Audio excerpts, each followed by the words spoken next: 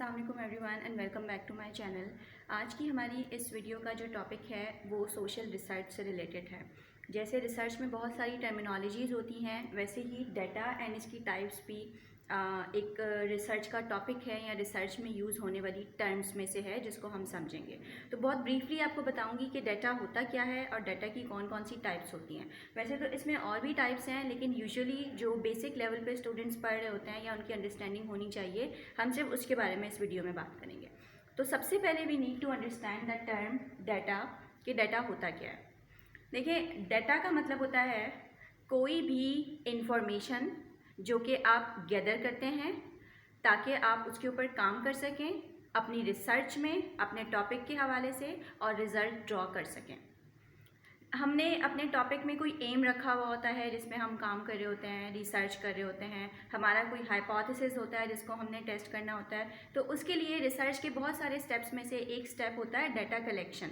तो ये data collect कैसे होता है और डाटा जो मौजूद होता है आपके पास या जो आप गैदर करते हैं वो बेसिकली कितनी टाइप्स का होता है। वो होता क्या है? इंफॉर्मेशन जिसको आप गैदर करते हैं ताकि आप उसको इंटरप्रीट कर सकें, एनालाइज कर सकें और रिजल्ट ड्रॉ कर सकें। तो डाटा की बेसिकली 4 बेसिक टाइप्स हैं जो कि मैं आपके साथ इस वीडियो में डिस्कस करूंगी। सबसे पहले हम बात करेंगे प्राइमरी डाटा की।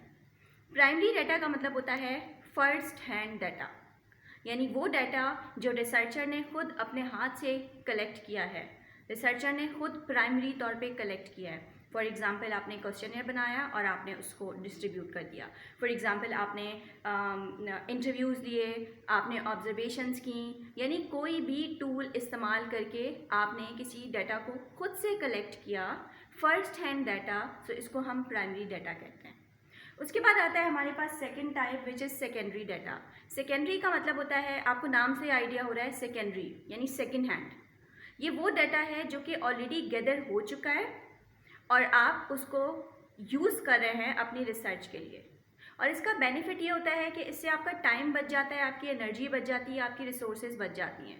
यानी वो टाइम जो आपने डाटा कलेक्ट करने में लगाना था वो ऑलरेडी कलेक्ट हुआ है, बस आप गए, आपने उसको निकाला और आपने उसके ऊपर काम करना स्टार्ट कर दिया। So this is called as secondary data. इसके अलावा 2 और फर्दर टाइप्स हैं, जिसमें से थर्ड टाइप है quantitative data. Quantitative term quantity से निकली है, यानी something which can be counted and measured in numbers. तो क्वांटिटेटिव वो डाटा होता है जो कि नंबर्स की फॉर्म में होता है और आप इसको स्टैटिस्टिकल एनालिसिस करके इंटरप्रीट कर सकते हैं, रिजल्ट्स निकाल सकते हैं। फॉर एग्जांपल, आपने क्वेश्चनर बनाया और उसमें आपने बनाए क्लोज एंडेड क्वेश्चंस। सिंपल अल्फाज में क्लोज एंडेड क्वेश्चंस का मतलब होता है जिसमें आपने ऑप्शंस दे दिए हैं और सिंपली आपके रिस्पोंडेंट्स या पार्टिसिपेंट्स उन ऑप्शंस में से कोई एक क्लिक करेंगे और आपने स्कोरिंग कर ली और एंड में आपने रिजल्ट निकाल दिया नंबर्स की फॉर्म में। तो ये मोस्ट ऑब्जेक्टिव डाटा है या फैक्चुअल डाटा है और इसको एनालाइज करना भी आसान होता है क्योंकि इसमें आप नंबरिंग से डील कर रहे होते हैं और ये ज़्यादा ऑब्जेक्टिव होता है। Then fourth type is qualitative data. ये वो डाटा है जो कि नंबर्स की फॉर्म में नहीं है। फॉर एग्जांपल, आपने क्लोज एंडेड क्वेश्चंस बनाए। क्लोज एंडेड क्वेश्चंस में ये होता है कि आपने खुला स्टेटमेंट छोड़ दिया, जिसकी जो मर्जी है वो अपने हिसाब से उसमें आंसर लिखेगा और फिर आप उसमें से फॉर एग्जांपल थीम्स निकालेंगे, उसको अपने हिसाब से, आपसे मुराद जो रिसर्चर होगा वो उसे इंटरप्रीट कर रहा होगा। तो ये नंबर्स की फॉर्म में नहीं है। एंड फॉर एग्जाम्पल, अगर इसकी इंटरप्रिटेशन में एक से ज़्यादा रिसर्चर्स इन्वॉल्व हैं तो वहाँ पर कॉन्ट्राडिक्शन भी आ सकता है क्योंकि हर रिसर्चर अपने हिसाब से उस पर काम कर रहा होगा। तो qualitative data is not more objective, इसमें सब्जेक्टिविटी के चांसेस होते हैं, बट क्वांटिटेटिव को आप इजीली नंबर्स के थ्रू एनालाइज कर सकते हैं। क्वालिटेटिव के अंदर बजाय स्टैटिस्टिकल एनालिसिस के आप इंटरप्रीट कर रहे होते हैं। सो आई होप आपको डाटा एंड इसकी 4 टाइप्स समझ आ गई होंगी। मजीद research and sociology related videos के लिए मेरे चैनल को सपोर्ट करते रहें।